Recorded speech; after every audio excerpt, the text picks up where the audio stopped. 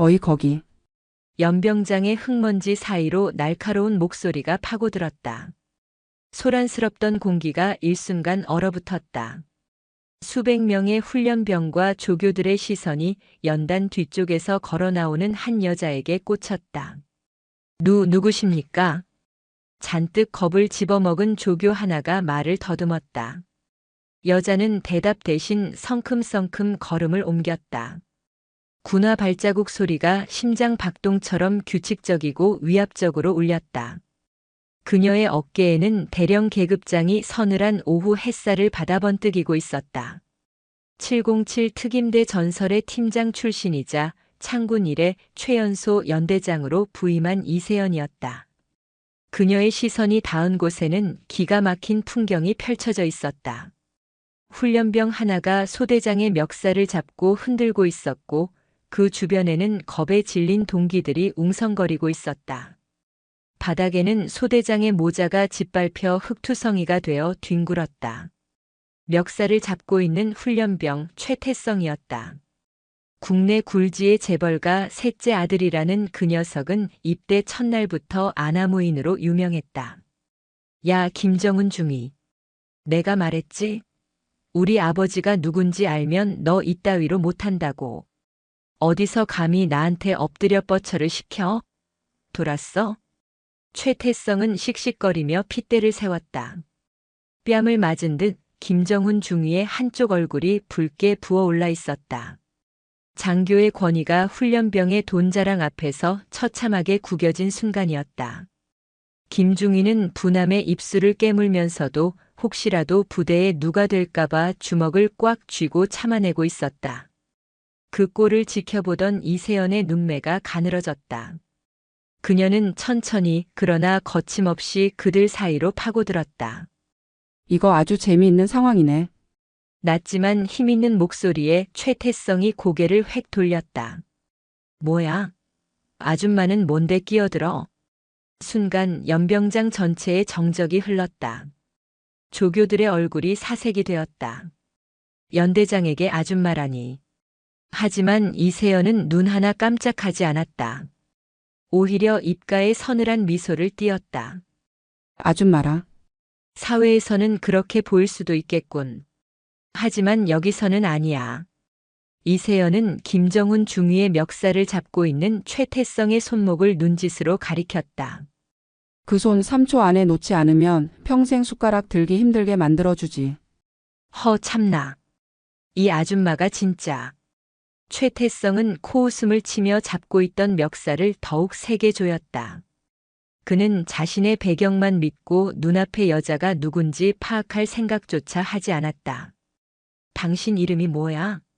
내가 전화 한 통이면 당신 옷 벗기는 건 일도. 말이 채 끝나기도 전이었다. 퍽. 둔탁한 소리와 함께 최태성의 몸이 허공으로 붕 떴다가 바닥에 처박혔다. 눈 깜짝할 사이에 벌어진 일이었다. 이세연이 최태성의 손목을 낚아채 비틀며 다리를 걸어 넘어뜨린 것이다. 707 시절 수없이 반복했던 제압술이었다. 군더더기 없이 깔끔하고 치명적이었다. 으악! 내 팔! 내 팔! 최태성이 비명을 지르며 바닥을 뒹굴었다. 이세연은 표정 변화 없이 쓰러진 최태성의 명치 위에 군화발을 가볍게 올렸다. 그리고는 허리를 숙여 그와 눈을 맞췄다. 군대에는 두 종류의 사람이 있어. 명령하는 사람과 복종하는 사람. 넌 지금부터 철저하게 후자가 되는 법을 배우게 될 거다. 이거나. 너 내가 누군지 알아? 우리 아빠가. 내 아버지가 누구든 관심 없어. 지금 여기는 대한민국 육군 제5보 병사단 신병교육연대고 나는 이곳의 주인인 연대장 이세연 대령이다. 이세연은 발끝에 살짝 힘을 주어 최태성을 눌렀다. 억눌린 신음이 최태성의 입에서 터져 나왔다. 그리고 너는 지금 상관 폭행, 항명, 근무지 이탈 미수 혐의로 내 앞에 누워있는 범죄자일 뿐이지. 그제야 상황 파악이 된 최태성의 얼굴이 하얗게 질렸다. 주변을 둘러보았지만 아무도 그를 도와주려 하지 않았다. 오히려 훈련병들의 눈빛에는 통쾌함이 서려 있었다. 이세연은 고개를 들어 얼어붙어 있는 강민수 대위를 바라봤다. 자신의 부관이자 믿음직스러운 후배라고 생각했던 그였다. 하지만 강 대위의 눈동자가 불안하게 흔들리고 있음을 이세연은 동물적인 감각으로 포착했다. 강 대위, 네, 연대장님. 강민수 대위가 화들짝 놀라며 차렷 자세를 취했다. 이 녀석 당장 끌고 가서 영창에 쳐넣어. 군기교육대 입소 절차 밟고 헌병대에 정식으로 수사 의뢰해. 소대장 폭행은 무관용 원칙이다. 연대장님.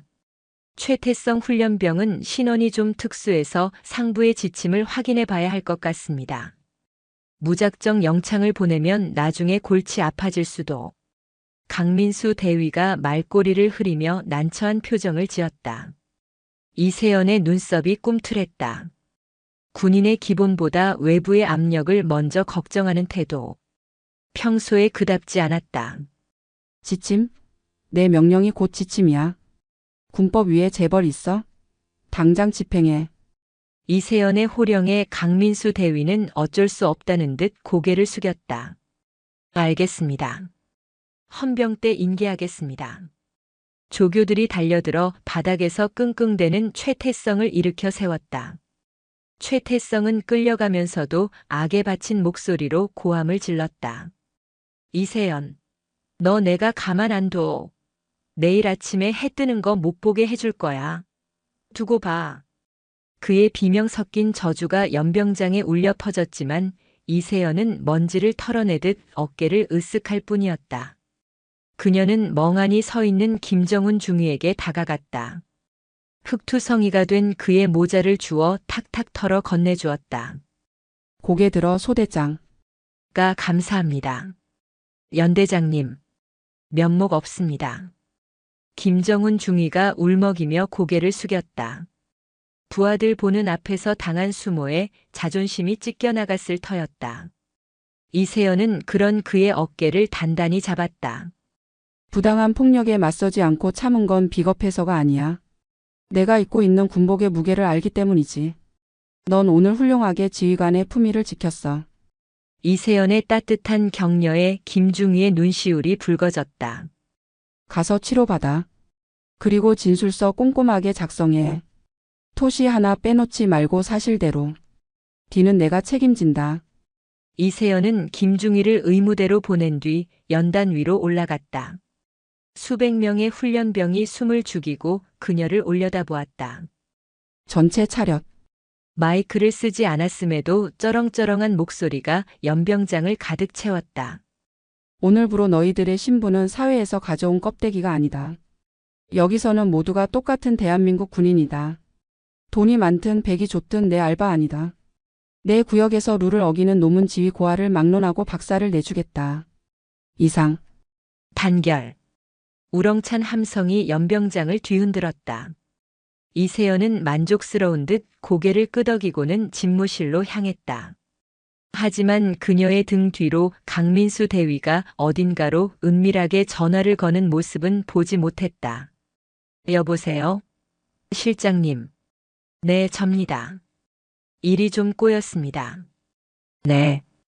그 미친 개가 몽둥이를 들었습니다. 네, 알겠습니다. 준비한 대로 진행하겠습니다. 강민수의 목소리는 낮고 비열했다. 폭풍전야. 진짜 싸움은 이제부터 시작이었다.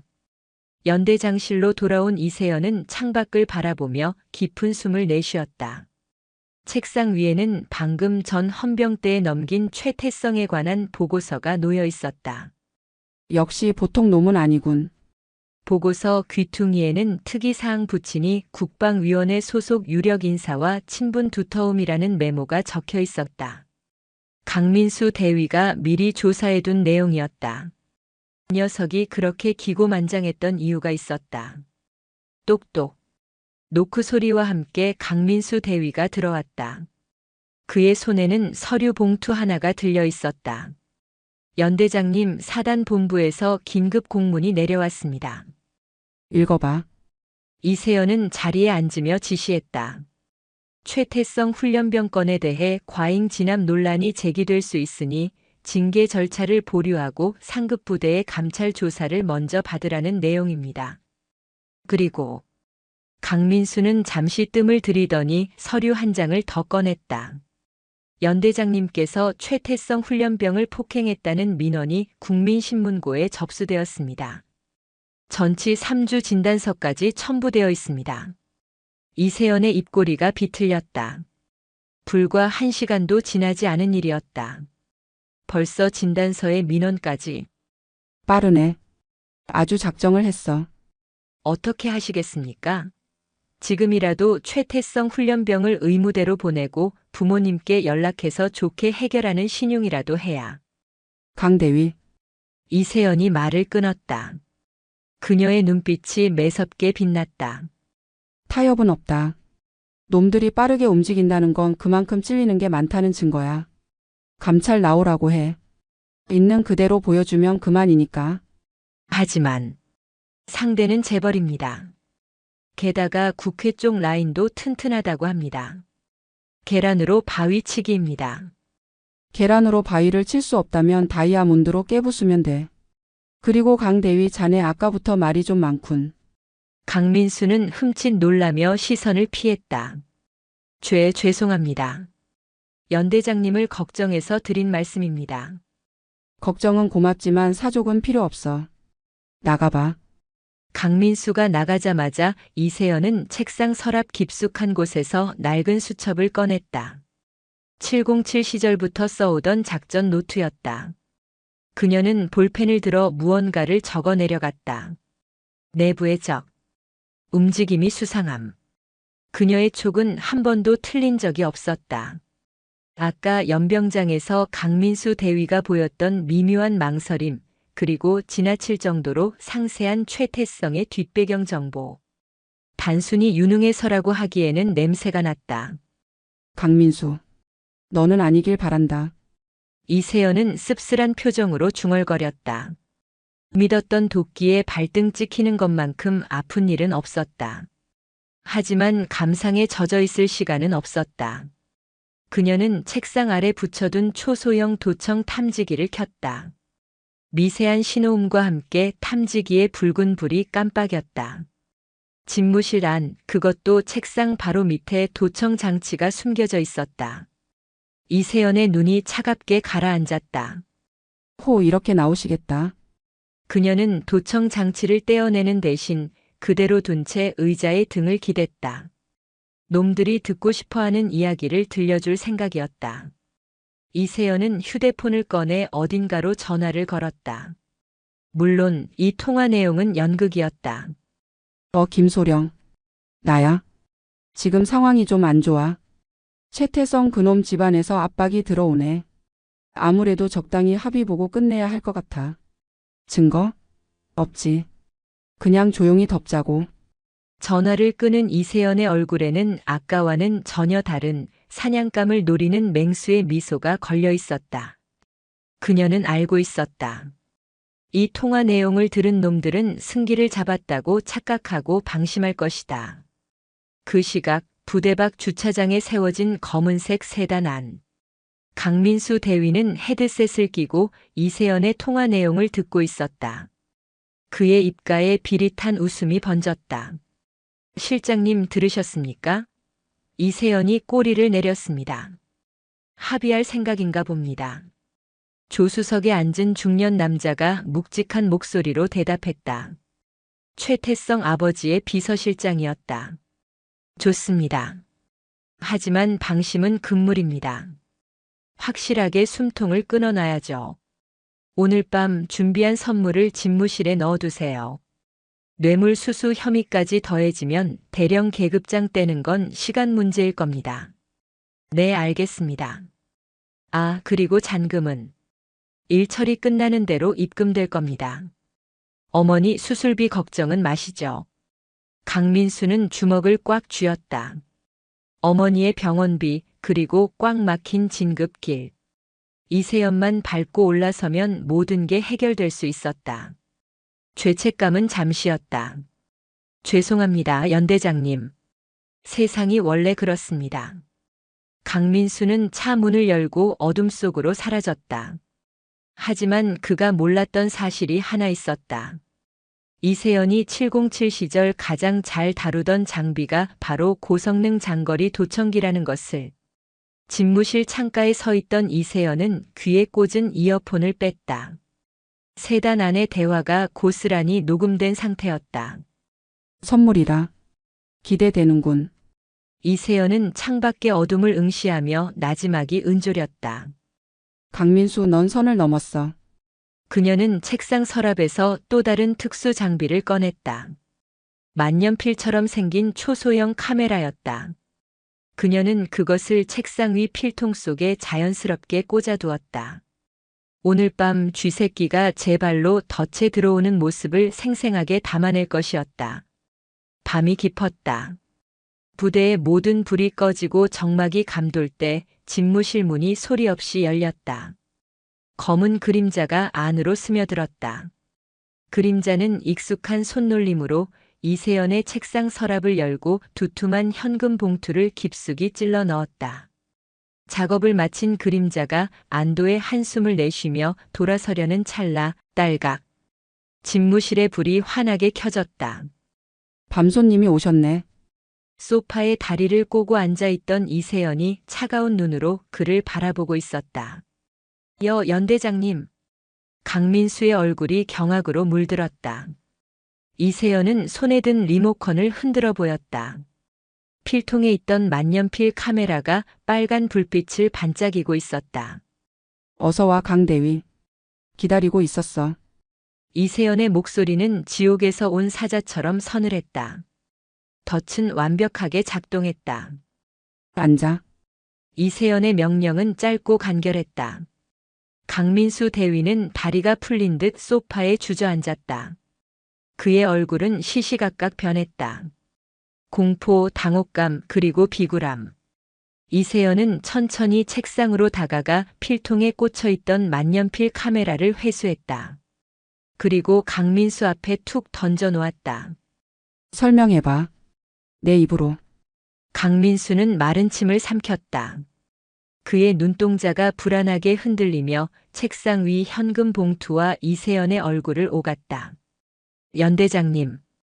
그게 어머니 수술비가 급해서 저들이 접근했습니다. 딱 한 번만 눈 감으면 모든 걸 해결해 주겠다고. 그래서 나를 팔아넘기기로 했다. 이세연의 목소리에는 분노보다 서늘한 경멸이 담겨 있었다. 내가 너를 내 부관으로 뽑았을 때 했던 말 기억하나? 실력은 키우면 되지만 신념은 가르칠 수 없다고 했지. 넌 오늘 군복을 입을 자격을 스스로 버렸다. 잘못했습니다. 연대장님, 제발 한 번만 용서해 주십시오. 이 증거만 없애주시면 제가 다 자수하고. 강민수가 바닥에 무릎을 꿇고 이세연의 바지가랑이를 잡으려는 순간이었다. 쿠당탕. 집무실 문이 거칠게 열리며 군복을 입은 사내들이 들이닥쳤다. 육군본부 감찰부 소속 헌병들이었다. 그 뒤로 사단 법무참모와 낯선 양복쟁이들이 따라 들어왔다.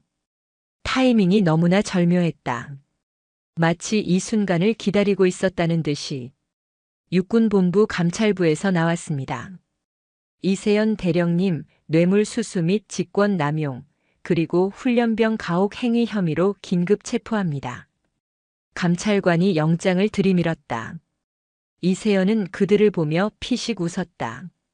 빠르군. 번개 배송도 울고 가겠어. 증거 확보해.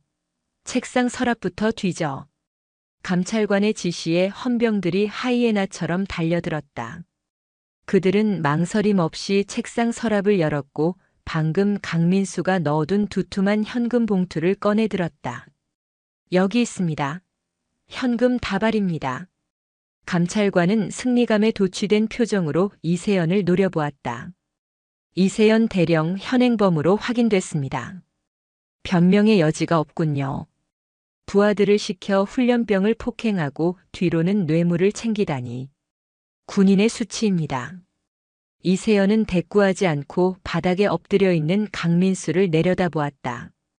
강민수는 헌병들이 들어오자마자 태도를 싹 바꿨다.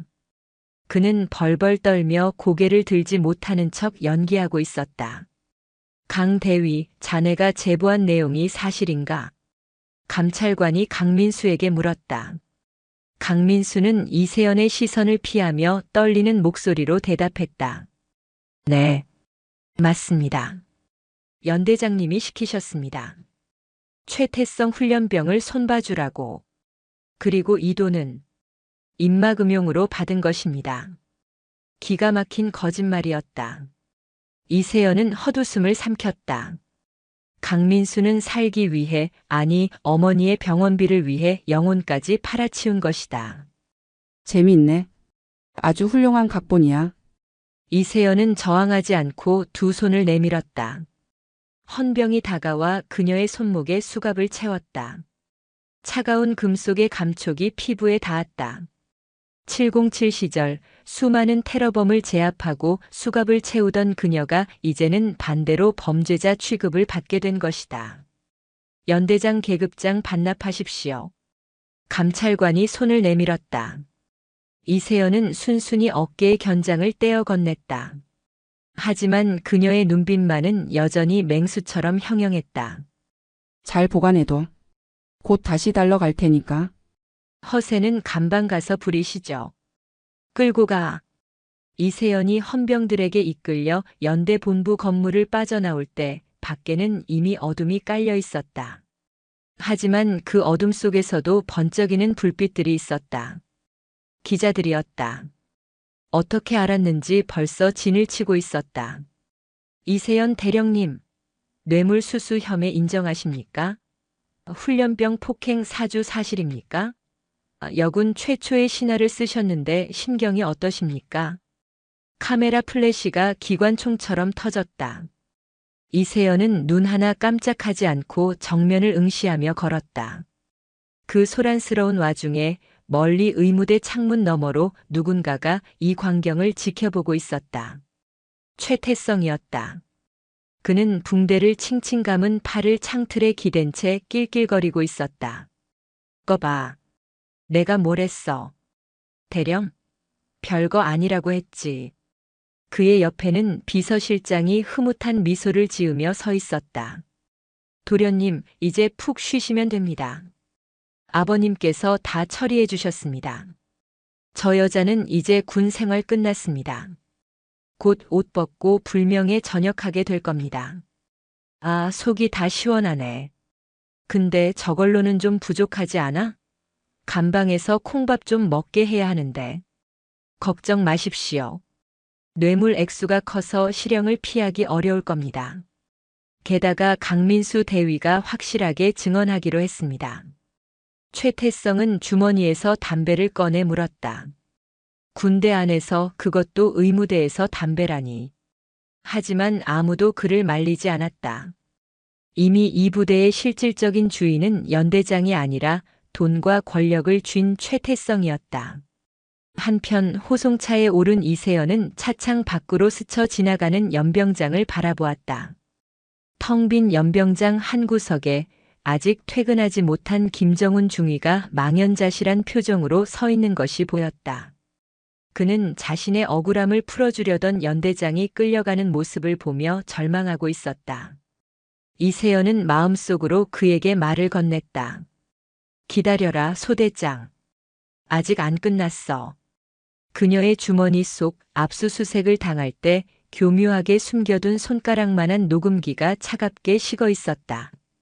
강민수와의 대화, 그리고 그가 자백하는 순간까지 모든 것이 담긴 결정적인 증거였다. 하지만 그녀는 이것을 지금 꺼내지 않았다. 적들은 거대했다. 단순히 강민수 하나 잡는다고 끝날 싸움이 아니었다. 몸통을 베어내려면 그들이 방심하고 목을 길게 뺄 때까지 기다려야 했다. 호송차가 위병소를 통과했다. 육중한 철문이 닫히는 소리가 마치 짐승의 아가리가 닫히는 소리처럼 들렸다. 육군 교도소 내 임시 취조실.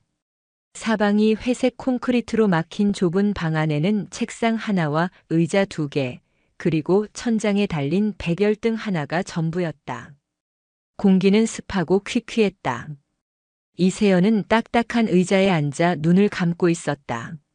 수갑은 풀어졌지만 그녀의 자유는 철저히 구속된 상태였다. 잠시 후 철문이 열리고 한 남자가 들어왔다. 군 검찰 소속 박소령이었다.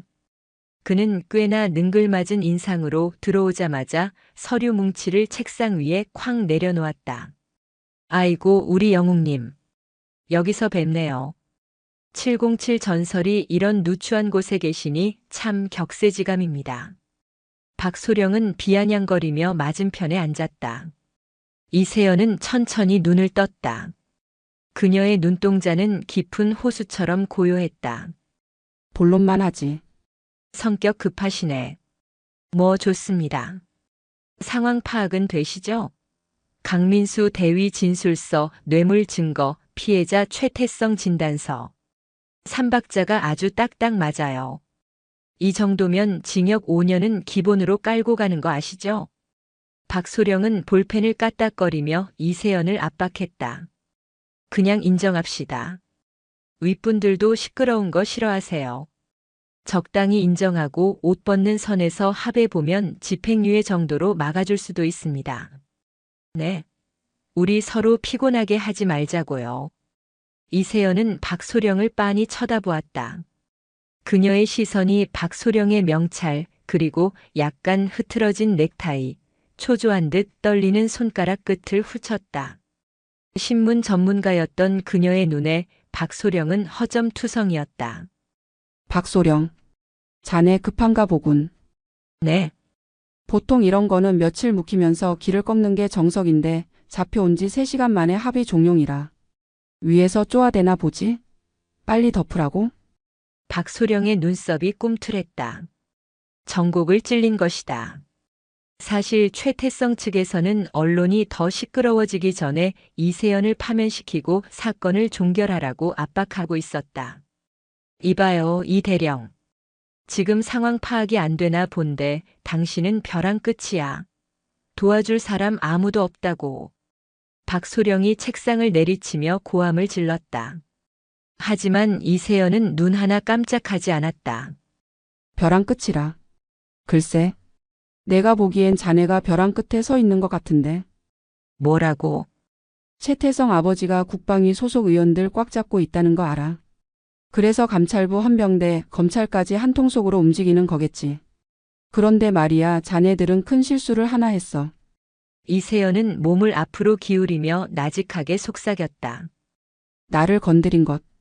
박소령은 순간 등골이 서늘해짐을 느꼈다. 수갑도 차지 않은 여자였지만 뿜어내는 기세가 맹수와 같았다. 그는 헛기침을 하며 분위기를 바꾸려 애썼다. 참. 아직도 상황 파악을 못하시네. 좋아요. 어디 끝까지 가봅시다. 강민수 대위 불러와. 박소령이 인터폰에 대고 소리쳤다. 잠시 후 강민수 대위가 헌병에게 이끌려 들어왔다. 그의 얼굴은 반나절 만에 10년은 늙은 듯 초췌했다. 이세연과 눈이 마주치자 그는 황급히 고개를 숙였다. 자, 강 대위. 연대장 앞에서 다시 말해봐. 저 돈 누가 받으라고 했지? 훈련병 폭행 누가 시켰지? 박소령이 강민수를 다그쳤다. 강민수는 입술을 깨물며 덜덜 떨었다. 에이, 이세연 연대장님이 시키셨습니다. 저는 명령에 따랐을 뿐입니다. 기어들어가는 목소리였지만 내용은 명확했다. 박소령은 회심의 미소를 지으며 이세연을 보았다. 들었지? 당신 부관이 이렇게 말하는데 더 무슨 증거가 필요해? 이세연은 강민수를 바라보았다. 분노보다는 연민이 느껴지는 눈빛이었다. 강민수. 고개 들어. 그녀의 목소리에는 힘이 실려 있었다. 강민수는 저항할 수 없는 힘에 이끌리듯 천천히 고개를 들었다. 내 어머니 수술비 5천만 원이라고 했나? 강민수의 눈이 휘둥그레졌다. 그걸 어떻게 알았는지 묻고 싶은 표정이었다. 그 돈 때문에 영혼을 팔았겠지. 이해는 해. 하지만 방법이 틀렸어. 너는 군인이다. 군인은 어떤 상황에서도 명예를 지켜야 해. 그만해. 어디서 설교질이야. 박소령이 말을 끊었다. 하지만 이세연은 멈추지 않았다. 강대위, 지금이라도 늦지 않았어. 진실을 말해.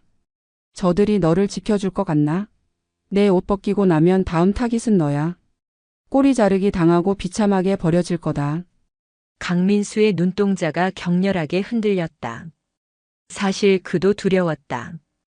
비서실장의 차가운 눈빛, 그리고 토사구팽당할지도 모른다는 불안감이 그를 옥죄고 있었다. 하지만 되돌리기엔 너무 늦었다고 생각했다. 죄송합니다. 연대장님. 결국 강민수는 다시 고개를 떨구며 흐느꼈다. 이세연은 짧게 한숨을 내쉬었다. 기회를 주었지만 그는 잡지 못했다. 그래. 알았다. 나가봐. 강민수가 끌려나가고 취조실에는 다시 무거운 침묵이 흘렀다. 박소령은 의기양양하게 웃었다. 자, 이제 쇼는 끝났습니다. 진술서에 도장 찍으시죠. 그는 미리 작성해둔 자백 진술서를 내밀었다.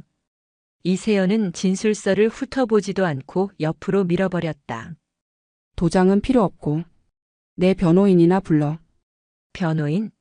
하하. 누가 당신 변호를 맡겠다고 하겠어? 이미 뉴스에 도배가 됐는데. 비리 군인 이세연 갑질 여왕. 국민들이 당신 죽일 듯이 씹고 뜯고 있어요. 그건 두고 봐야지.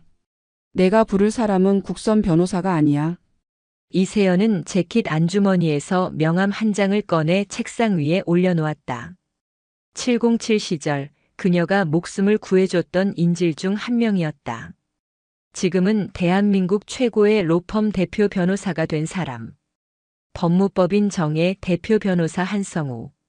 박소령이 명함을 보더니 코웃음을 쳤다. 한성우? 그 거물이 왜 당신 같은... 잠깐 설마... 전화기 줘. 내 권리니까. 박소령은 찜찜한 표정으로 전화기를 내주었다. 이세연은 망설임 없이 번호를 눌렀다. 신호음이 몇 번 울리기도 전에 상대방이 전화를 받았다. 네, 한성우입니다. 나야 이세연. 빚 갚을 시간이다 성우야. 수화기 너머에서 잠시 침묵이 흐르더니 이내 반가움과 긴장이 섞인 목소리가 들려왔다. 누님? 무슨 일입니까? 뉴스 보고 설마 했는데. 상황이 좀 복잡해. 쥐새끼들이 너무 많이 꼬였어. 청소가 좀 필요해. 하하, 누님이 청소라니. 판이 크겠군요. 알겠습니다. 지금 바로 움직이겠습니다. 어디로 가면 됩니까? 제5보 병사단 헌병대 취조실. 그리고 올 때 기자들 좀 달고 와. 판을 좀 더 키워야겠어. 전화를 끄는 이세연의 얼굴에 다시 여유가 돌아왔다. 그녀는 멍하니 서 있는 박소령을 보며 빙긋 웃었다. 이제 2라운드 시작해볼까? 그 시각 부대 밖에서는 또 다른 움직임이 있었다. 최태성의 아버지가 고용한 사람들이 김정훈 중위의 본가를 찾아가 협박하고 있었다. 아드님 군 생활 편하게 하고 싶으면 합의서에 도장 찍으세요. 안 그러면 아드님 군대에서 영영 못 나올 수도 있습니다. 김정훈의 노부모는 두려움에 떨며 도장을 찍으려 했다. 그때 현관문이 벌컥 열리며 검은 양복을 입은 건장한 사내들이 들이닥쳤다. 누구십니까? 한성우 변호사님 지시로 왔습니다. 김정훈 중위님 가족분들 보호해드리러 왔습니다. 그들은 이세연이 미리 손을 써둔 보험이었다. 최태성 일당이 피해자를 회유하고 협박할 것을 예측하고 한성우에게 연락하기 전 별동대를 움직인 것이다. 707 시절 그녀의 팀원들이었던 지금은 민간 군사기업에 소속된 베테랑들이었다. 취조실 안 이세연은 벽시계를 바라보았다. 바늘이 자정을 향해 가고 있었다. 최태성 그리고 그 뒤에 숨은 늙은이들. 오늘 밤 푹 자둬라. 내일부터는 잠들기 힘들 테니까. 그녀의 반격은 이제 막 시작되고 있었다. 소리 없이 하지만 치명적으로. 그것이 707의 방식이었다. 취조실의 철문이 굉음을 내며 열렸다. 박소령이 깜짝 놀라 뒤를 돌아보았다. 헌병들이 제지할 틈도 없이 단정하게 빗어 넘긴 머리에 최고급 수트를 입은 남자가 성큼성큼 걸어 들어왔다. 그 뒤로 서류 가방을 든 보조 변호사 서너 명이 병풍처럼 따라붙었다. 법무법인 정의의 대표 한성우 변호사였다. 누구십니까? 여긴 민간인이 함부로 들어올 수 없는 대한민국 헌법 제12조 누구든지 체포 또는 구속을 당한 때에는 즉시 변호인의 조력을 받을 권리를 가진다. 군 검찰이 헌법 위에 있습니까? 한성우는 박소령의 말을 가볍게 무시하고 이세연 옆에 자리를 잡았다. 그리고 박소령을 향해 명함을 날카롭게 던졌다. 이세연 대령님의 법률 대리인 한성우입니다. 지금 이 시각부터 묵비권을 행사할 것이며 불법적인 강압 수사에 대해서는 즉시 법적 대응하겠습니다. 박소령의 얼굴이 불그락푸르락해졌다. 한성우라면 법조계에서 모르는 사람이 없는 불패의 신하였다. 그가 움직였다는 것은 이 사건이 단순한 군 내부 비리 사건을 넘어섰다는 뜻이었다. 변호사 양반 뭔가 착각하시나 본데 여기는 군대야. 그리고 이 여자는 현행범이고. 현행범? 한성우가 코웃음을 쳤다. 영장도 없이 심야의 압수수색을 진행하고 피의자의 방어권도 보장하지 않은 채 자백을 강요하는 게 군대의 방식입니까? 밖을 좀 보시죠. 한성우가 손짓하자 보조 변호사가 태블릿 PC를 박소령 앞에 들이밀었다. 화면에는 육군 교도소 앞에 몰려든 수십 대의 방송 차량과 기자들의 모습이 실시간으로 중계되고 있었다. 707 영웅의 몰락인가 누명인가? 이세연 대령 측 거대 로펌 선임. 진실공방 가열. 벌써 여론이 움직이고 있습니다. 박소령님, 이 사건 감당하실 수 있겠습니까? 윗선에서 시키는 대로 하다가 독박 쓰는 건 바로 당신이 될 겁니다. 박소령의 눈동자가 흔들렸다. 그는 힐끔거리며 이세연을 쳐다보았다. 이세연은 팔짱을 낀 채 여유롭게 그를 바라보고 있었다. 마치 이 모든 상황을 즐기는 듯 했다. 박소령. 내가 말했지. 벼랑 끝에 서 있는 건 자네라고. 이세연은 품에서 작은 녹음기를 꺼내 테이블 위에 올려놓았다. 이게 자네를 벼랑 아래로 밀어버릴지 아니면 동아줄이 될지는 자네 선택에 달렸어. 그게 뭡니까? 들어봐. 이세연이 재생 버튼을 눌렀다. 지직거리는 소음과 함께 익숙한 목소리가 흘러나왔다. 실장님. 네, 이세연이 꼬리를 내렸습니다. 오늘 밤 준비한 선물을 집무실에 넣어두세요. 강민수 대위와 최태성 아버지의 비서실장이 나눈 통화 내용이었다. 뇌물을 선물이라 칭하며 증거 조작을 모의하는 내용이 적나라하게 담겨 있었다. 박소령의 입이 떡 벌어졌다. 이건 불법 도청 아니냐고 묻고 싶겠지? 유감스럽게도 이건 내 집무실에 설치된 보안용 상시 녹음 시스템에 걸려든 거야. 강 대위가 내 집무실에서 통화하는 바람에 자연스럽게 녹취된 거지. 법적 효력 충분해. 사실은 고성능 도청 장비로 따낸 것이지만 이세연은 능청스럽게 둘러댔다. 한성우가 거들었다. 이 녹취록이 언론에 공개되면 어떻게 될까요? 재벌가 군 간부 매수하여 무고한 연대장에게 누명 씌워. 헤드라인이 아주 자극적이겠군요. 국방부 장관님도 아침 뉴스 보시면서 커피 맛이 뚝 떨어지시겠습니다. 박소령은 사색이 되어 식은땀을 흘렸다. 이건 비리 수사가 아니었다. 거대한 권력 암투의 한복판에 자신이 끼어버린 것이었다. 증거는 명백했고 변호인은 강력했으며 여론은 들끓고 있었다. 여기서 이세연을 계속 잡아둔다면 그 후폭풍은 오롯이 자신이 맞게 될 터였다. 자, 잠깐만요. 상부에 보고 좀 하고. 박소령이 허둥지둥 취조실을 나갔다. 문이 닫히자 한성우가 넥타이를 느슨하게 풀며 미소 지었다. 누님, 연기 많이 늘으셨네요. 보안용 상시 녹음 시스템이라니. 임기응변이야. 상황은? 밖은 난리 났습니다. 제가 인터넷 커뮤니티랑 유튜브 쪽에 소스 좀 뿌렸거든요. 참군인 이세연 죽이기 프레임으로 가고 있습니다. 국민들은 재벌 갑질이라면 치를 떠니까요. 잘했어. 하지만 아직 안심하긴 일러. 저들은 꼬리 자르기에 능숙한 놈들이야. 강민수 하나 희생시키고 빠져나가려 할 거야. 잠시 후 박소령이 다시 들어왔다. 그의 표정은 씹다 뱉은 껌처럼 구겨져 있었다. 귀가 조치입니다. 도주 우려가 없고 증거 인멸 가능성이 낮다고 판단. 하 젠장. 대신 직무 정지는 유지됩니다. 자택에서 대기하세요. 이세연이 자리에서 일어났다. 현명한 선택이야, 박소령. 나중에 밥이라도 한 끼 사지. 이세연이 헌병대 건물을 나서자 기다렸다는 듯 수많은 플래시 세례가 터졌다. 밤을 잊은 기자들이 마이크를 들이밀었다. 대령님, 혐의 인정하십니까? 녹취록이 있다는 게 사실입니까? 이세연은 걸음을 멈추고 카메라를 정면으로 응시했다. 그녀의 눈빛에는 한치의 흔들림도 없었다. 진실은 침몰하지 않습니다. 군복의 명예를 걸고 부패한 세력과 끝까지 싸우겠습니다. 이상. 그녀의 짧고 강렬한 한마디는 전파를 타고 전국으로 퍼져나갔다. TV를 통해 그 모습을 지켜보던 최태성의 아버지는 들고 있던 위스키 잔을 벽에 집어던졌다. 저 건방진 계집애가 감히 나한테 선전포고를 해? 다음 날 이세연의 자택. 겉으로는 평온해 보였지만 집안의 공기는 무거웠다. 그녀는 거실 탁자에 지도를 펼쳐놓고 무언가를 계산하고 있었다.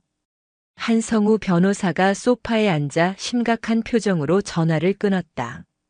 누님 예상이 맞았습니다. 검찰 쪽 움직임이 수상합니다.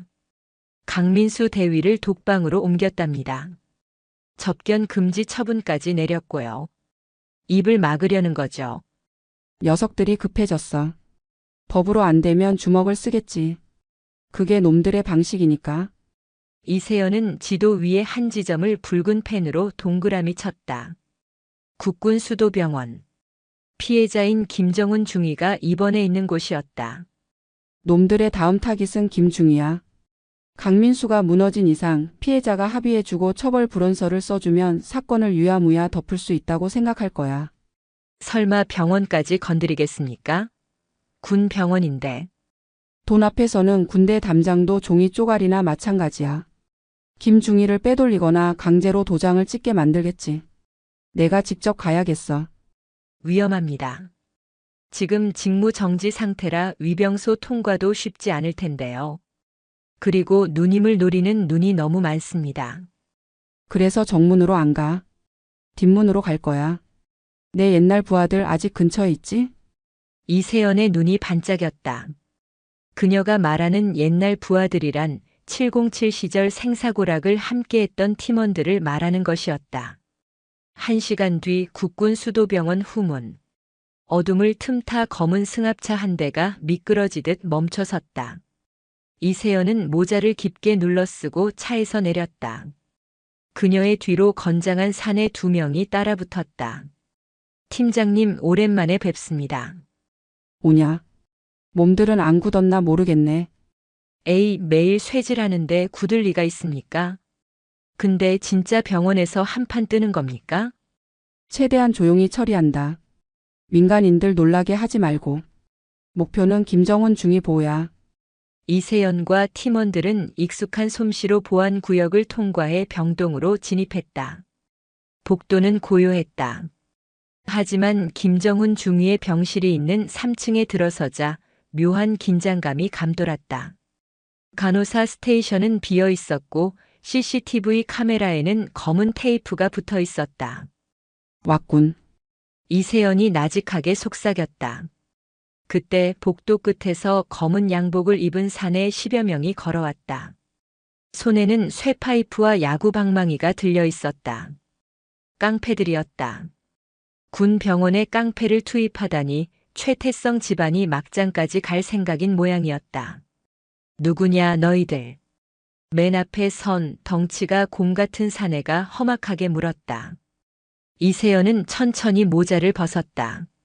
환자 면회 시간이 지났는데 예의가 없네. 이세연? 이 여자가 제 발로 찾아왔네. 잘 됐다. 형님께서 너 보이면 반병신을 만들어서라도 데려오라고 하셨거든. 사내들이 킬킬거리며 무기를 고쳐 잡았다. 수적으로는 3대 15. 절대적으로 불리한 상황이었다. 하지만 이세연의 팀원들은 오히려 입가에 미소를 띠고 있었다. 팀장님 몇 명씩 맡을까요? 나는 대장 놈이랑 그 옆에 둘. 너희가 나머지 처리해. 오케이. 3분 컷 갑니다.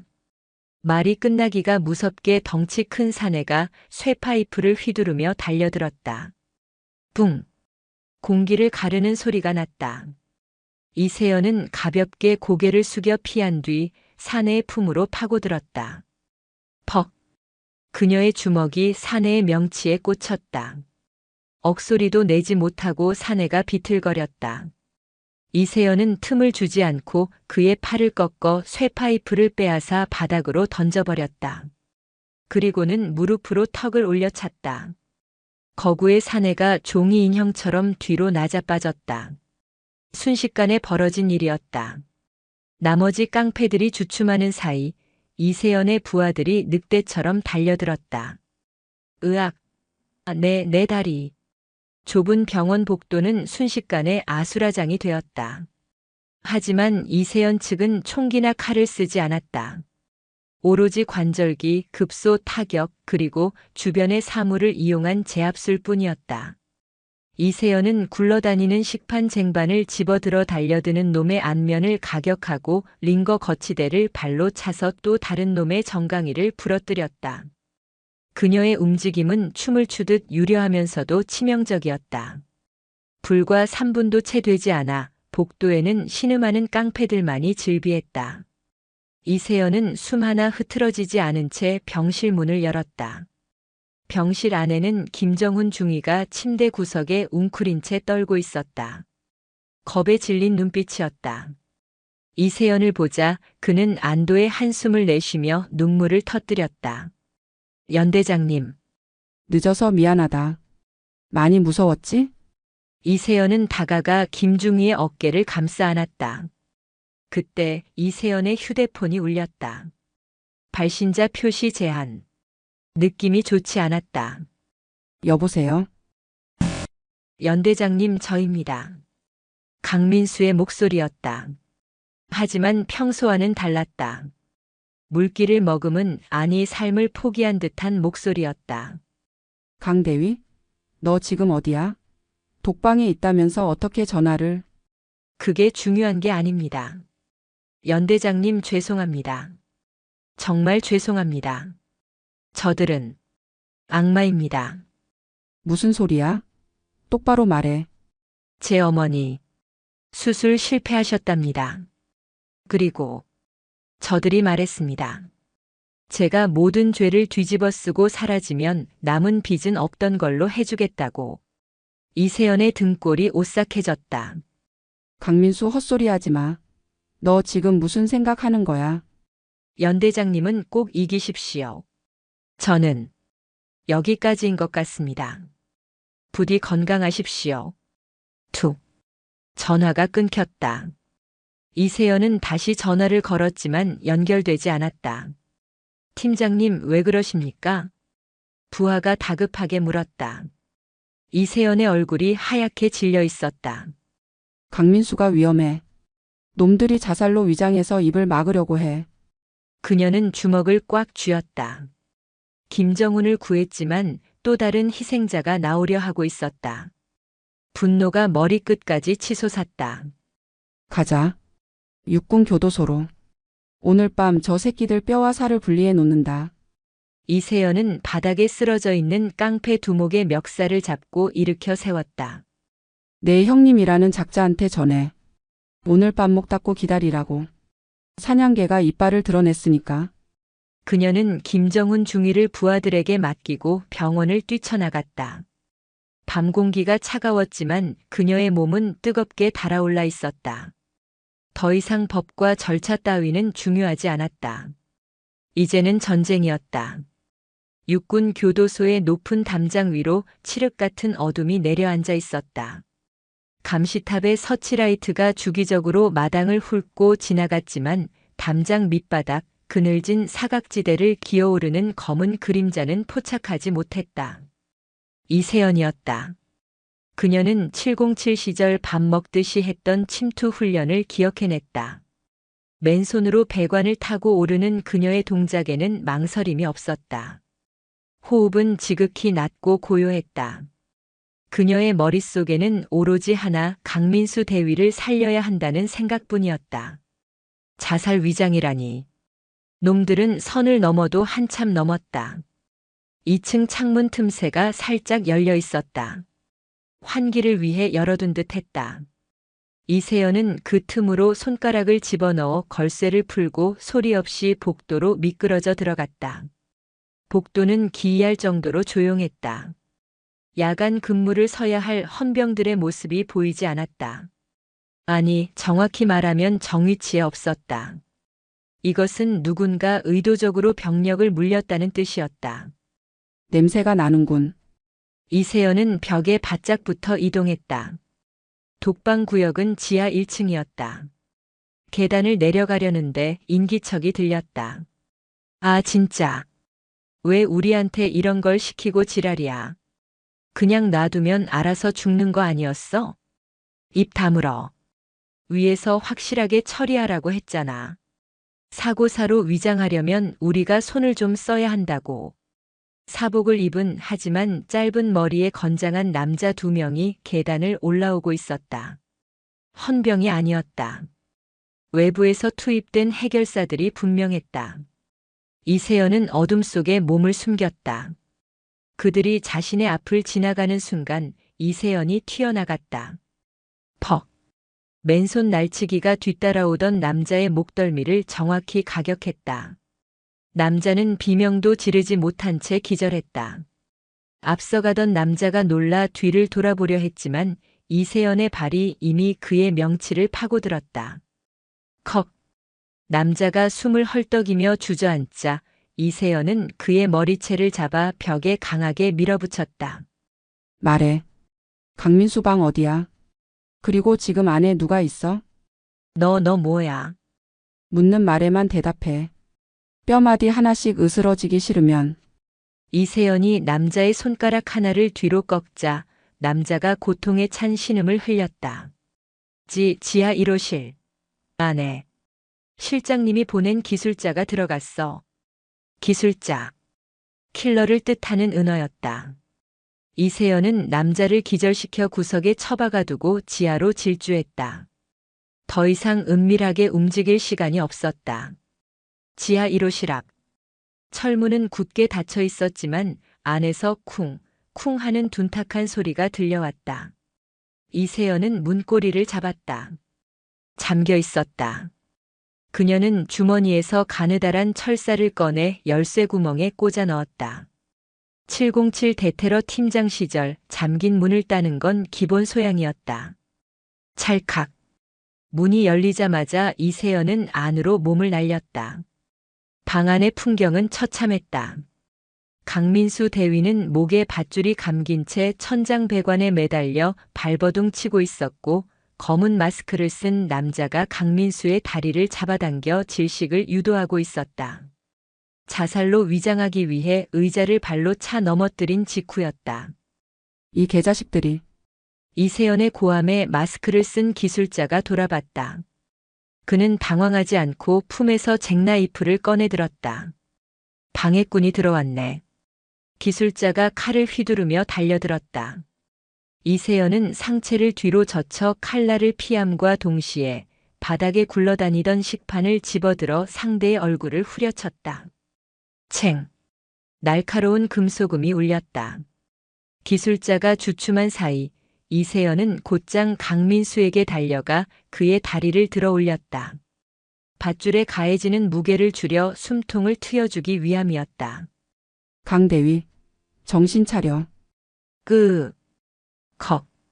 강민수의 얼굴은 이미 보라색으로 변해 있었다.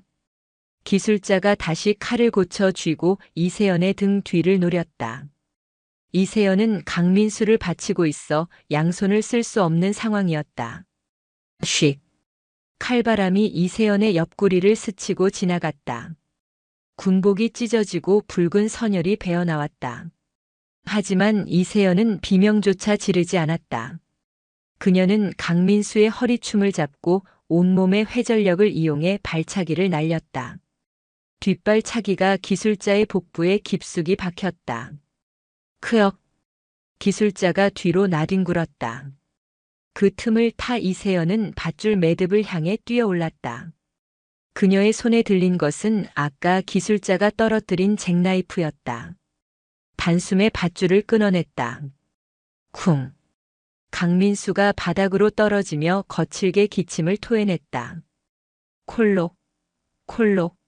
연대장님. 말하지 마. 숨부터 고라. 이세연은 강민수를 등 뒤로 숨기고 다시 일어섰다. 바닥에 쓰러졌던 기술자가 비틀거리며 일어났다. 그의 눈빛이 살기로 번들거렸다. 대단하군. 여자의 몸으로 이 정도라니. 하지만 넌 여기서 살아서 못 나간다. 기술자는 품에서 무전기를 꺼내려 했다. 지원 병력을 부르려는 속셈이었다. 그건 안 되지. 이세연이 바닥을 박차고 나갔다. 순식간에 거리를 좁힌 그녀는 기술자의 손목을 낚아채 비틀고 팔꿈치로 그의 관자놀이를 가격했다. 퍽. 기술자의 눈이 풀리며 무전기가 바닥으로 떨어졌다. 이세연은 멈추지 않고 그의 오금을 걷어차 무릎 꿇게 한 뒤 목 뒤를 강하게 내리쳤다. 완벽한 제압이었다. 방 안은 다시 정적에 휩싸였다. 강민수는 목을 감싸 쥐고 눈물을 흘리고 있었다. 죽음의 문턱에서 돌아온 공포와 자신을 구하러 온 이세연에 대한 죄책감이 뒤섞여 있었다. 일어날 수 있겠나? 이세연이 손을 내밀었다. 강민수는 떨리는 손으로 그녀의 손을 잡았다. 죄송합니다. 죽어 마땅한 놈인데. 왜 구하셨습니까? 죽는 건 쉬워. 사는 게 어렵지. 죗값은 살아서 갚아. 그게 군인의 방식이다. 이세연은 강민수를 부축해 일으켰다. 그때 복도 저편에서 웅성거리는 소리와 함께 군화 발소리가 들려오기 시작했다. 기절해 있던 놈들이 깨어나 경보를 울린 모양이었다. 비상, 비상, 지하 감방에 침입자 발생, 전원 무장하고 집합하라. 사이렌 소리가 교도소를 뒤흔들었다. 도간에 든 쥐꼬리였다. 하지만 이세연의 표정은 여전히 침착했다. 꽉 잡아라. 지금부터 707식 퇴출 작전을 보여줄 테니까. 이세연은 강민수를 데리고 반대편 통로 보일러실로 향했다. 그곳에는 외부로 연결되는 환기구가 있었다. 좁고 더러운 통로였지만 지금은 유일한 생명줄이었다. 먼저 들어가. 강민수를 환기구로 밀어넣은 뒤 이세연은 뒤를 돌아보았다. 추격자들이 코앞까지 닥쳐왔다. 그녀는 바닥에 떨어진 소화기를 집어들어 안전핀을 뽑고 복도에 뿌렸다. 하얀 분말이 시야를 가리며 추격자들의 발을 묶었다. 콜록. 안 보여. 잡아. 이세연은 그 틈에 환기구로 몸을 숨겼다. 좁은 통로를 기어가는 동안 찢어진 옆구리에서 통증이 밀려왔지만 그녀는 이를 악물고 참아냈다. 교도소 밖 인적이 드문 야산 입구. 흑투성이가 된 두 사람이 환기구를 빠져나왔다. 그곳에는 검은 세단 한 대가 비상등을 켠 채 대기하고 있었다. 한성우 변호사였다. 누님, 괜찮으십니까? 한성우가 달려와 이세연을 부축했다. 나보다 이 친구 먼저 챙겨. 상태가 안 좋아. 강민수는 거의 탈진 상태였다. 한성우는 그들을 급히 차에 태웠다. 차가 출발하자마자 뒤쪽에서 서치라이트 불빛과 함께 수색대의 고함 소리가 들려왔다. 간발의 차이였다. 차 안에서 이세연은 찢어진 상처를 지혈하며 창밖을 바라보았다. 멀어지는 교도소를 보며 그녀는 차갑게 뇌까렸다. 기다려라. 내가 돌아갈 때는 그 문을 내 발로 당당하게 걸어 들어갈 테니. 이세연 일행이 도착한 곳은 경기도 외곽의 한적한 펜션이었다. 한성우 변호사가 비밀리에 마련한 안전 가옥이었다. 강민수는 응급처치를 받고 침대에 누워 있었다. 목에는 밧줄 자국이 선명하게 남아 있었다. 그는 천장을 멍하니 바라보다가 곁에 앉은 이세연을 보고 눈시울을 붉혔다. 연대장님, 저는 쓰레기입니다. 어머니 핑계로 전우를 팔고 그것도 모자라 저 혼자 도망치려 했습니다. 이세연은 붕대를 감은 옆구리를 매만지며 무심하게 대답했다. 쓰레기인 줄 알면 분리수거라도 잘해야지. 자학하고 있을 시간 없어.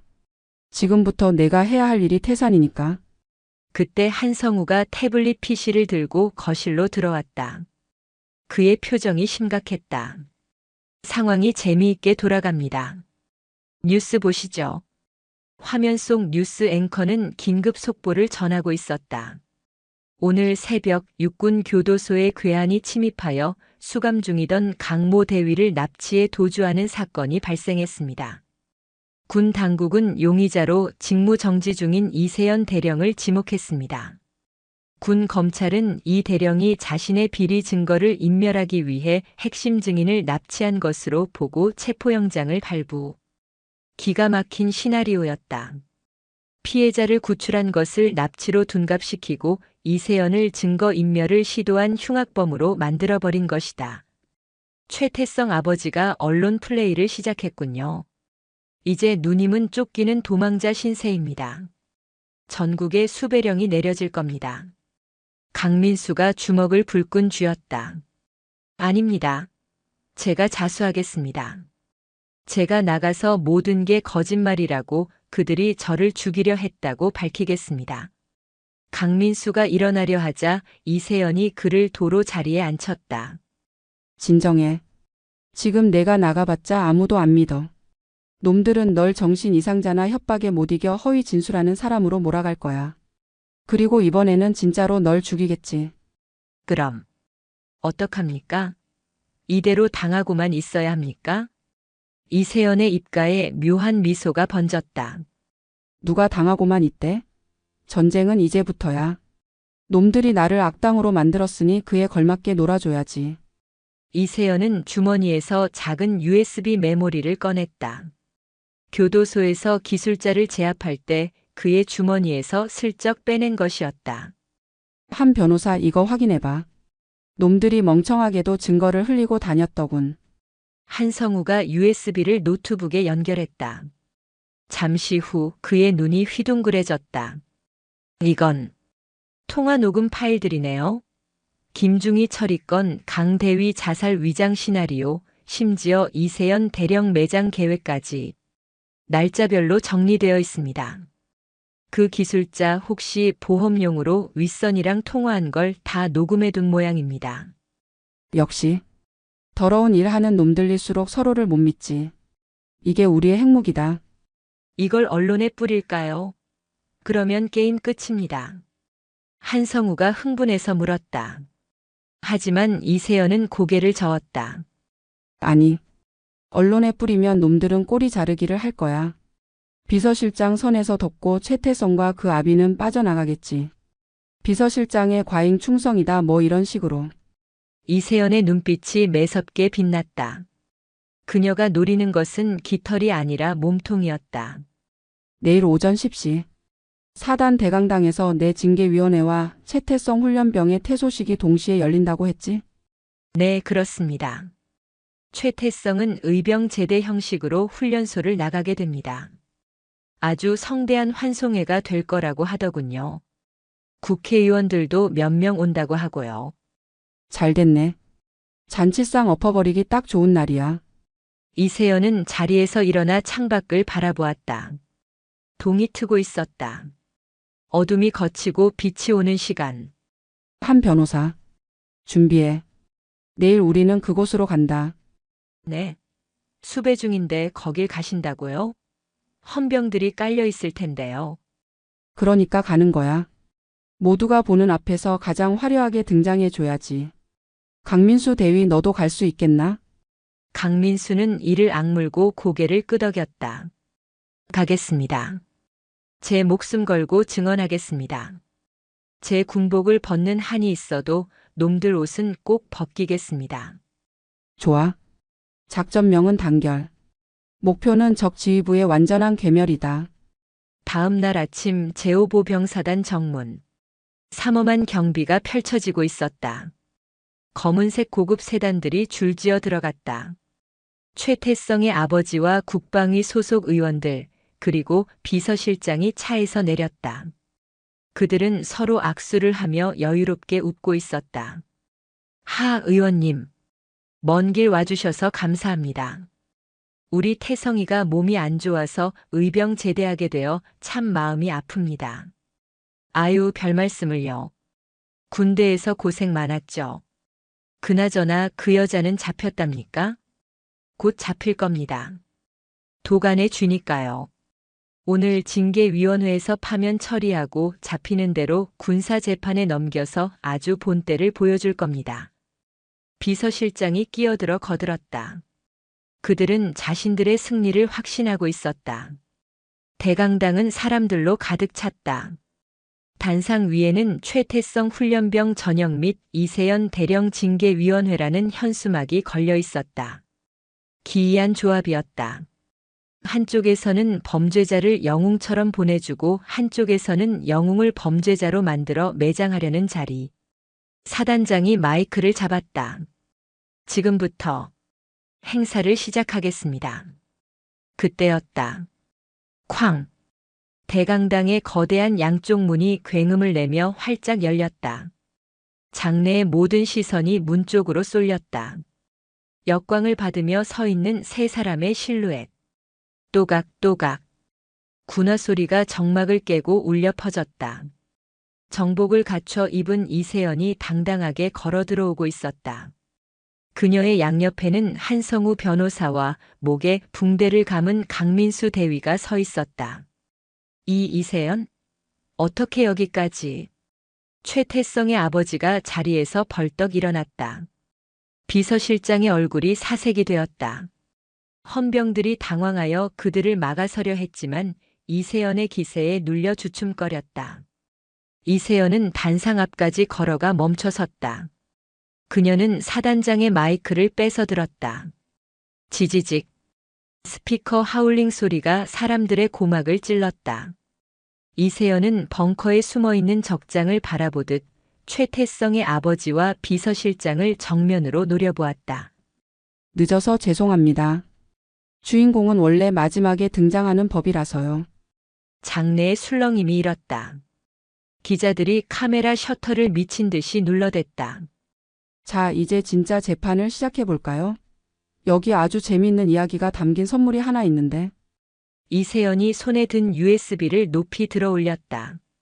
이 안에 담긴 진실을 듣고 나면 오늘 이 자리가 누군가의 저녁식이 아니라 장례식이 될 겁니다. 최태성의 얼굴이 공포로 일그러졌다. 이세연의 미소는 그 어느 때보다 차갑고 아름다웠다. 반격은 끝났다. 이제는 처형의 시간이었다. 저걸 당장 막아. 뭐 하고 있어? 끌어내. 최태성의 아버지가 새된 비명을 질렀다. 그의 점잖던 체면은 온데간데 없었다. 비서실장의 신호에 따라 대기하고 있던 사복 경호원 10여 명이 단상을 향해 우르르 달려들었다. 그들은 군인도 경찰도 아닌 오로지 폭력을 위해 고용된 용역들이었다. 단상 위에 이세연은 미동도 하지 않았다.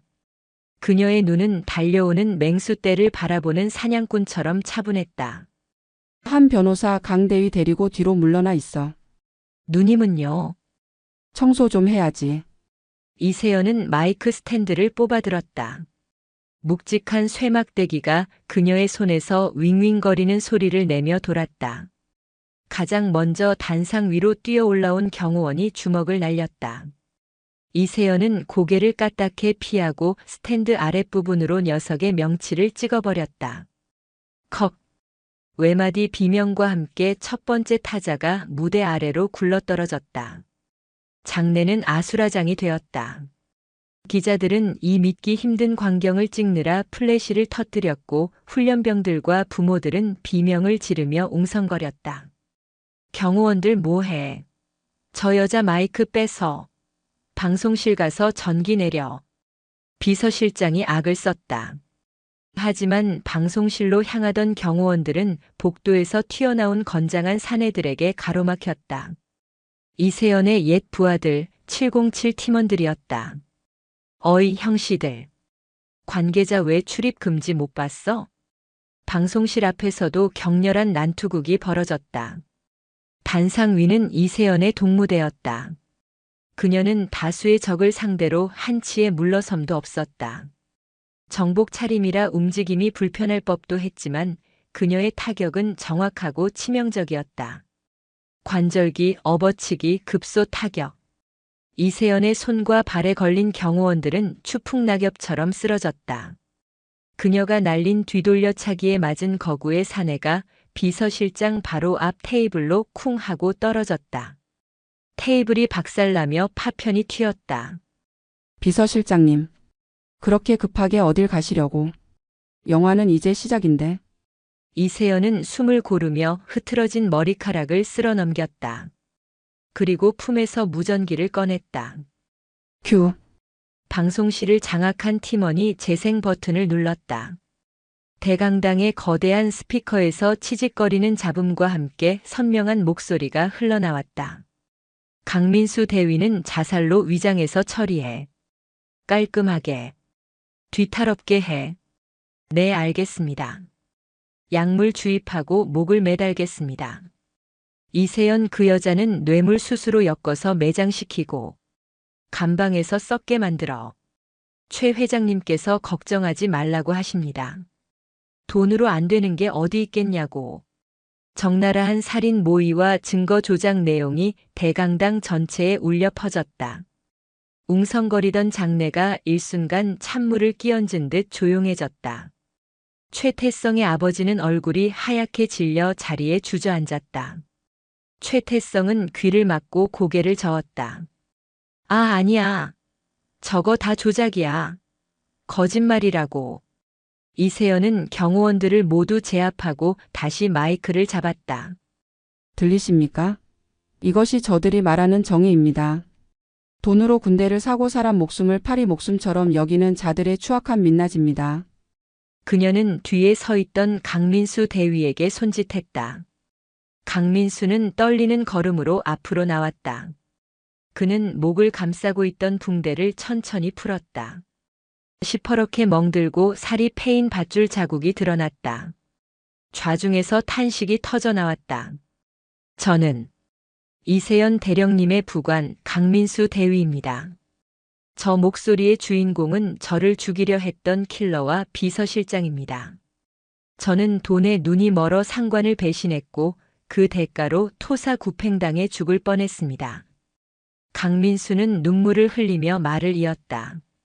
이세연 연대장님은 그런 저를 구하기 위해 목숨을 걸고 교도소로 들어오셨습니다. 저 흉터가 그 증거입니다. 제발 진실을 봐주십시오. 강민수가 무릎을 꿇고 오열했다. 여기저기서 훌쩍이는 소리가 들렸다. 여론은 완전히 뒤집혔다. 기자들은 이제 최태성과 그의 아버지를 향해 카메라를 들이대며 질문 공세를 퍼부었다.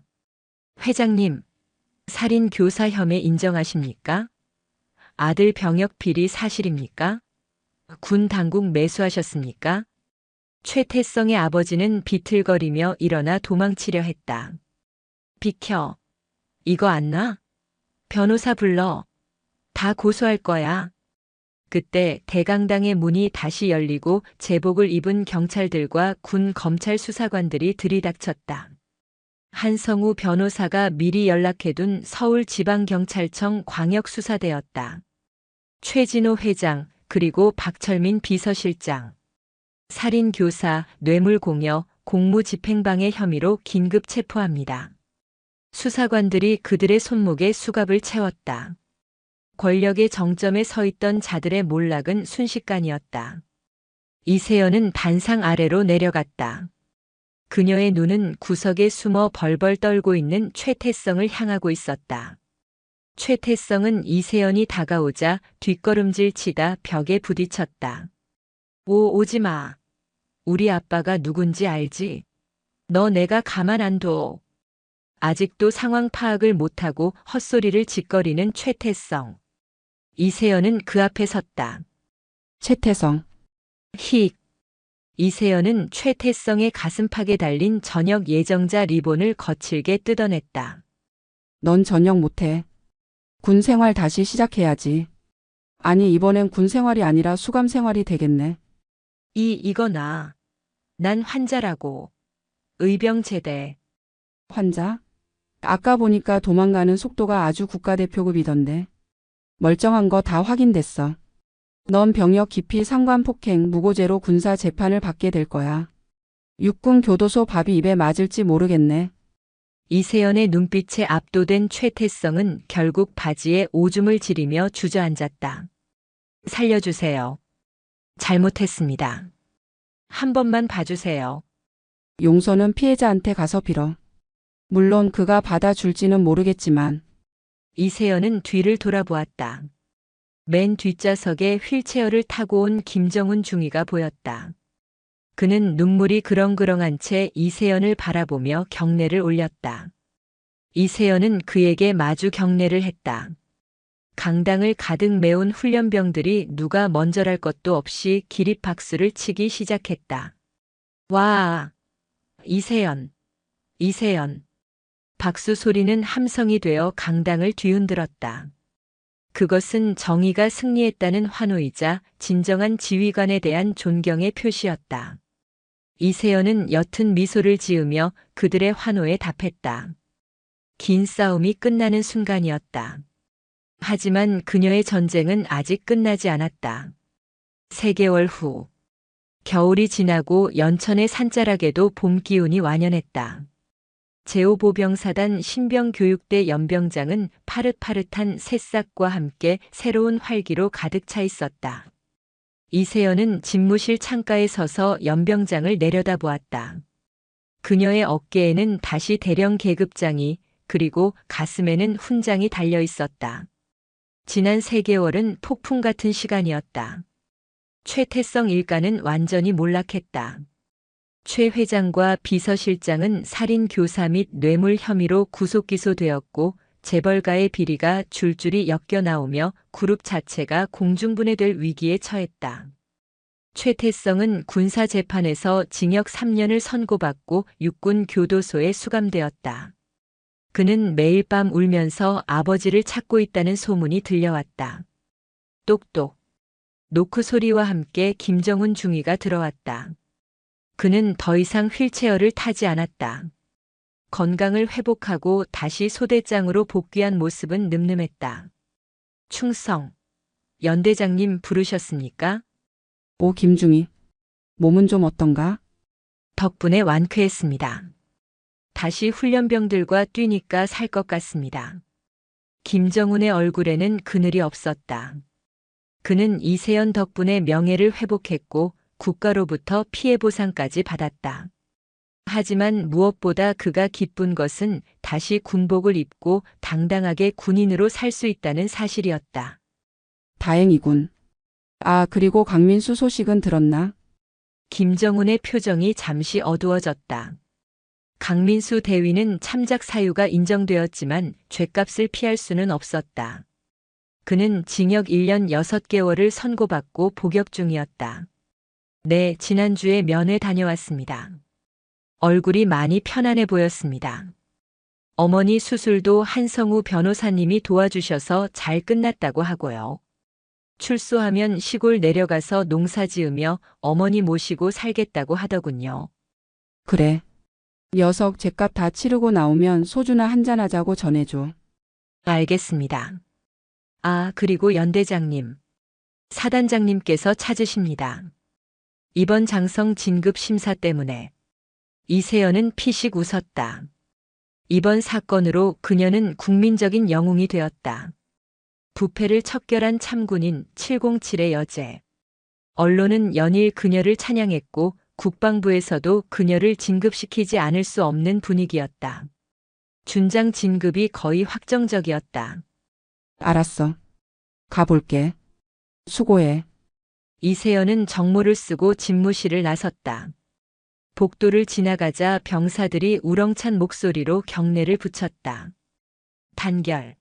수고하십니다. 그들의 눈빛에는 진심 어린 존경이 담겨 있었다. 예전의 공포와 경외심이 아닌 신뢰와 믿음이었다. 연병장으로 나오자 따스한 햇살이 쏟아졌다.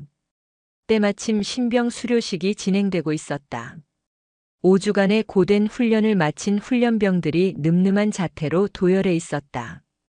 단상 위에 선 사단장이 훈시하고 있었지만 훈련병들의 시선은 연병장 한쪽을 걸어가는 이세연에게 쏠렸다.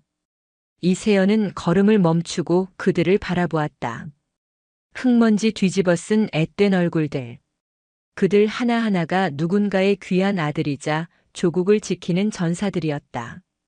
그래. 내가 지켜야 할 건 내 계급장이 아니야. 바로 저 녀석들이지.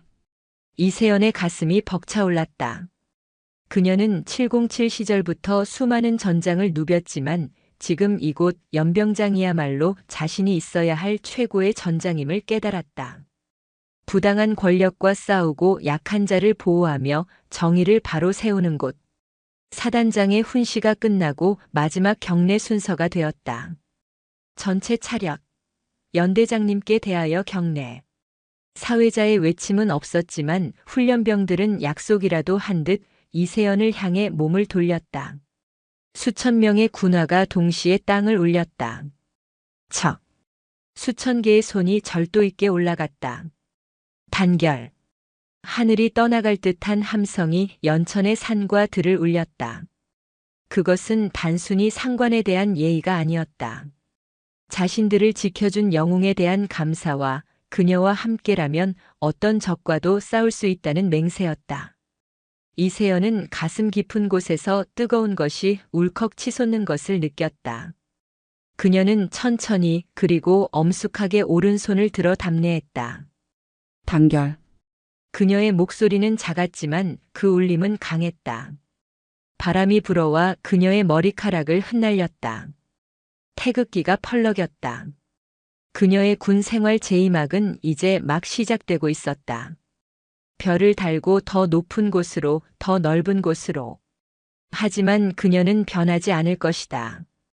언제나 현장에서 병사들과 함께 호흡하며 불의에 타협하지 않는 미친 개 이세연으로 남을 것이다. 저 멀리 맑게 갠 하늘 위로 독수리 한 마리가 힘차게 날아올랐다. 이세연은 그 독수리를 보며 주먹을 꽉 쥐었다. 가자. 아직 할 일이 많다. 그녀는 힘차게 발걸음을 옮겼다. 그녀가 걷는 길 뒤로 따스한 봄 햇살이 길게 이어졌다. 정의가 살아있는 한 그녀의 행군은 멈추지 않을 것이다.